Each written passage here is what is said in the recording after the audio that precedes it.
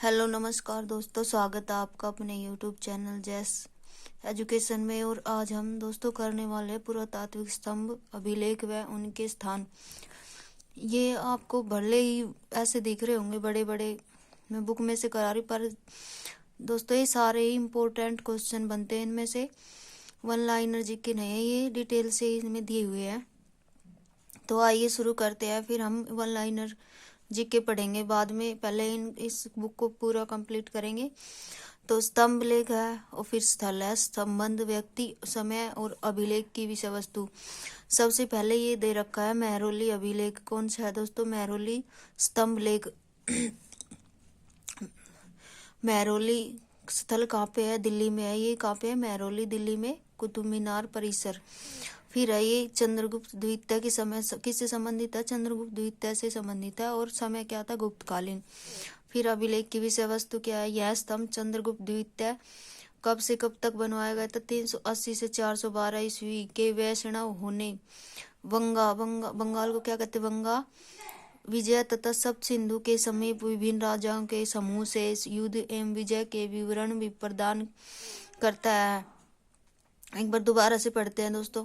यह स्तंभ चंद्रगुप्त द्वितीय के वैष्णव होने बंगा है बंगाल विजय तथा स्तंभ सप्त सिंधु के समीप विभिन्न राजाओं के समूह से युद्ध एवं विजय के विवरण प्रदान करता है। मूलतः यह स्तंभ विष्णुपद पहाड़ी पर स्थापित था, जिसे बाद में दिल्ली के किसी शासक द्वारा यहाँ स्थापित करवाया गया, संभवतः उदयगिरी मध्य प्रदेश। 380 से 412 ईस्वी। फिर हमारा दूसरा है प्रयाग प्रशस्ति स्तंभ लेख। कौन सा? प्रयाग प्रशस्ति स्तंभ लेख। इसका स्थल क्या है? प्रयागराज। ये कहाँ पे? यूपी में है, उत्तर प्रदेश में। फिर है संबंध, व्यक्ति कौन है? समुद्रगुप्त। और समय क्या है? गुप्तकालीन समय है। फिर है संस्कृत में इसके अभिलेख की विषय वस्तु क्या? संस्कृत में रचित यह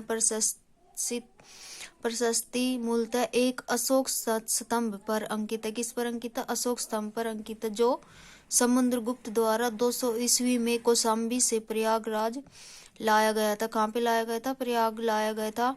इस पर समुद्रगुप्त के दरबारी कवि हरिसेन ने काव्यात्मक शैली में समुद्रगुप्त के वंश परिचय, उसकी विजय एवं राज्य विस्तार का वर्णन किया है। क्या है? दोबारा से देखो।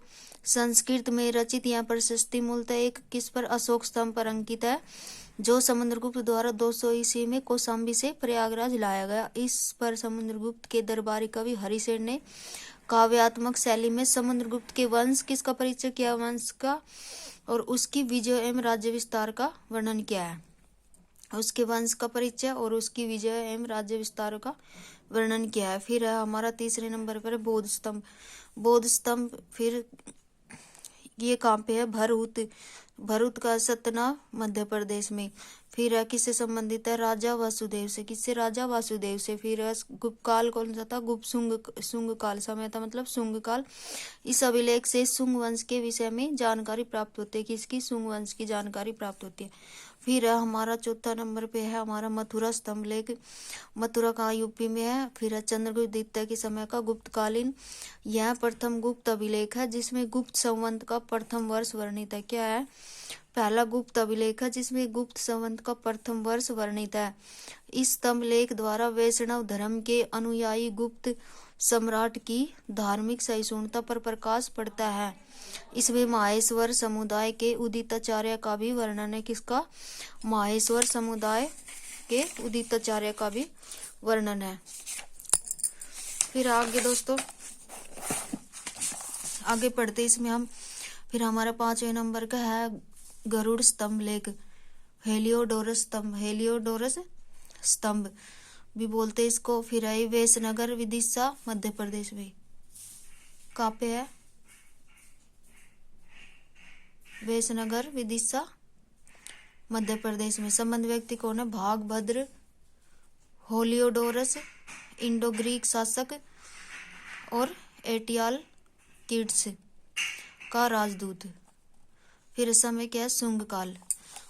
इसमें क्या है, अभिलेख की विषय वस्तु, इसमें 2 अभिलेख उत्कीर्ण है। कौन कौन से? एक अभिलेख में हेलियोडोरस को और वासुदेव का अनुयायी बताते हुए उसके द्वारा स्तंभ के निर्माण का वर्णन है, तथा दूसरे अभिलेख में महाभारत के एक श्लोक का उल्लेख है। 2 अभिलेख उत्कीर्ण है। कौन कौन सा? एक अभिलेख में हेलियोडोरस को वासुदेव का अनुयायी बताते हुए उसके स्तंभ का निर्माण का वर्णन है, और दूसरा अभिलेख है महाभारत के एक श्लोक का उल्लेख। फिर हमारा 6 नंबर पे एरण स्तंभ अभिलेख। ये कहाँ पे? एरण, ये है मध्य प्रदेश में, सागर मध्य प्रदेश में। फिर है संबंध व्यक्ति कौन है? समुद्रगुप्त। फिर है काल कौन सा? गुप्तकालीन। यह स्तंभ अभिलेख की विषय वस्तु क्या है? यह स्तंभ लेख समुद्रगुप्त के व्यक्तिगत मामलों की जानकारी देता है। यह विदर्भी शैली में है। किस में है? विदर्भी शैली में है। इस पर अंक उत्कीर्ण किए गए हैं। फिर हमारा 7वां नंबर का एरण स्तंभ अभिलेख। ये भी एरण स्तंभ अभिलेख है। ये कहाँ पे? एरण, ये मध्य प्रदेश में है। और ये किसके काल का, किस व्यक्ति से संबंधित है? ये संबंधित हमारा बुद्धगुप्त से। फिर है समय गुप्तकालीन है। यह स्तंभ भगवान विष्णु का सर्वप्रथम अभिलेख प्रमाण है। क्या है? भगवान विष्णु का सर्वप्रथम अभिलेख प्रमाण है, तथा इसमें भगवान विष्णु की महिमा में महाराजा मातृ विष्णु एवं धन्य विष्णु तथा ध्वज स्तंभ के निर्माण का उल्लेख है। इसमें सप्ताह के दिनों के नाम का प्रारंभिक उल्लेख किया गया है। फिर आगे हमारा भीतरी स्तंभ अभिलेख। फिर हमारा 8वें नंबर का भीतरी स्तंभ लेख। भीतरी का है गाजीपुर यूपी में, स्कंदगुप्त से संबंधित है, गुप्तकालीन। और इस लेख में स्कंदगुप्त के वंश परिचय, हुणों के आक्रमण तथा स्कंदगुप्त द्वारा उनके दमन का उल्लेख है। फिर हमारा 9वें नंबर का बिहार स्तंभ लेख। इसमें बिहार शरीफ का पटना, बिहार के पटना में। फिर स्कंदगुप्त से संबंधित है।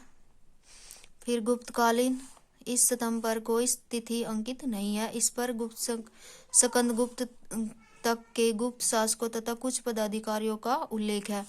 फिर है भीलसड़ स्तंभ लेख। ये भीलसड़ एटा यूपी में कुमारगुप्त से संबंधित है, गुप्तकालीन समय। इस अभिलेख ज्यादातर गुप्तकालीन से ही संबंधित है। इस अभिलेख में गुप्त संवत 415 ईस्वी अंकित है और तथा कुमारगुप्त तक के गुप्त शासकों का उल्लेख है। इसी अभिलेख में ध्रुव शर्मा नामक एक ब्राह्मण द्वारा कार्तिकेय मंदिर तथा धर्म संघ के निर्माण का उल्लेख भी है। एरण स्तंभ अभिलेख, एरण मध्य प्रदेश में। फिर है भानुगुप्त से संबंधित है, गुप्तकालीन। यह 510 ईस्वी के इस अभिलेख में भानुगुप्त को विश्व का सर्वश्रेष्ठ वीर कहा गया। क्या कहा गया? सर्वश्रेष्ठ वीर। तथा हुणों के विरुद्ध युद्ध करते हुए उसके मित्र गोपराज की मृत्यु तथा उसके पश्चात गोपराज की पत्नी के सती होने का उल्लेख है। फिर हमारा 12 नंबर पर तालगुंडा स्तंभ अभिलेख। ये शिमोगा, मैसूर, कांपे, कर्नाटक में शांतिवर्मन से संबंधित है और मयूर शर्मन से। गुप्तकालीन के समय का यह स्तंभ लेख दक्षिण में कदम्बों के इतिहास के अध्ययन का महत्वपूर्ण स्रोत है तथा इसमें कदम शासक मयूर शर्मन के पल्लवों से संघर्ष का उल्लेख मिलता है। फिर हमारा साहित्यिक स्रोत। यद्यपि प्राचीन भारतीयों को लिपि का ज्ञान 2500 ईस्वी पूर्व में भी था। कब था? 2500 ईस्वी पूर्व में भी था, जब हड़प्पा सभ्यता थी। परंतु हमारी प्राचीनतम उपलब्धि पांडुलिपियां ईसा की 4वीं सदी के पहले ही नहीं है तथा ये मध्य एशिया से प्राप्त हुई है। कहाँ से? मध्य एशिया से प्राप्त हुई है। भारत में पांडुलिपियां भोजपत्रों और ताड़पत्रों पर लिखी मिलती थी। किस पे मिलती थी? ये क्वेश्चन बनता है। एक पांडुलिपि ये लिपियां किस पे लिखी मिलती थी? पांडुलिपियां भोजपत्र, ताड़पत्रों पर। परंतु मध्य एशिया में, जहां भारत में प्राकृतिक भाषा फैल गई थी, ये पांडुलिपियां मेष, चर्म तथा एवं काष्ठ फलकों पर लिखी गई। किस पे लिखी गई थी? मेष, चर्म एवं काष्ठ फलकों पर लिखी गई है। संपूर्ण भारत में संस्कृत की पुरानी पांडुलिपियां मिली है, परंतु इनमें से अधिक दक्षिणी भारत, कश्मीर, नेपाल से प्राप्त हुई। किससे? दक्षिणी भारत, कश्मीर और नेपाल से प्राप्त हुई है। हिंदुओं की धार्मिक साहित्य में वेद, रामायण, महाभारत, पुराण आदि सम्मिलित है। ऋग्वेद को 1500 से 1000 ईसा पूर्व के लगभग का मान सकते हैं, लेकिन अथर्ववेद, यजुर्वेद, ब्राह्मण ग्रंथ, आरण्यकों और उपनिषदों को 1000 से 500 ईस्वी पूर्व के लगभग का माना जाता है। ऋग्वेद में मुख्यतः देवताओं की स्तुतियां, परंतु बाद के साहित्य में स्तुतियों के साथ साथ कर्मकांड, जादू टोना और पौराणिक आख्यान है। उपनिषदों में हमें दार्शनिक चिंतन मिलते हैं। दोस्तों इसको भी देखते हम, वेद उपवेद और उनकी विशेषताएं। ऋग्वेद उपवेद, ऋग्वेद का उपवेद कौन सा है? आयुर्वेद। और विवरण चिकित्सा शास्त्र से संबंधित, किससे संबंधित है? चिकित्सा शास्त्र से। फिर यजुर्वेद का धनुर्वेद, ये युद्ध कला से संबंधित है। किससे? युद्ध कला से संबंधित है धनुर्वेद। सामवेद है। फिर उपवेद गंधर्ववेद है, कला एवं संगीत से संबंधित है। अथर्ववेद शिल्प वेद से, उपवेद कौन सा है? अथर्ववेद का शिल्प वेद है। और किससे संबंधित है? विवरण क्या है इसमें? भवन निर्माण से, कला से संबंधित। किससे? भवन निर्माण के कला से संबंधित है। फिर हमारा ये वैदिक मूल ग्रंथ का अर्थ समझ में आए इसलिए वेदांग अर्थात वेद के अंगभूत शास्त्रों की रचना की गई है। क्या है? वैदिक मूल ग्रंथ का अर्थ समझ में आए इसीलिए वेदांगों और एवं वेद के अंगभूत शास्त्रों की रचना की गई थी। वेदांग, वेदों का अर्थ समझने व सूक्तों के सही उच्चारण के लिए वेदांग की रचना की गई है। वेदांग कितने अच्छे हैं? कौन कौन से? शिक्षा, कल्प, नंबर 3 व्याकरण, निरुक्त, फिर छंद, फिर ज्योतिष। शिक्षा, वैदिक शब्दों के शुद्ध उच्चारण हेतु इसका निर्माण हुआ है।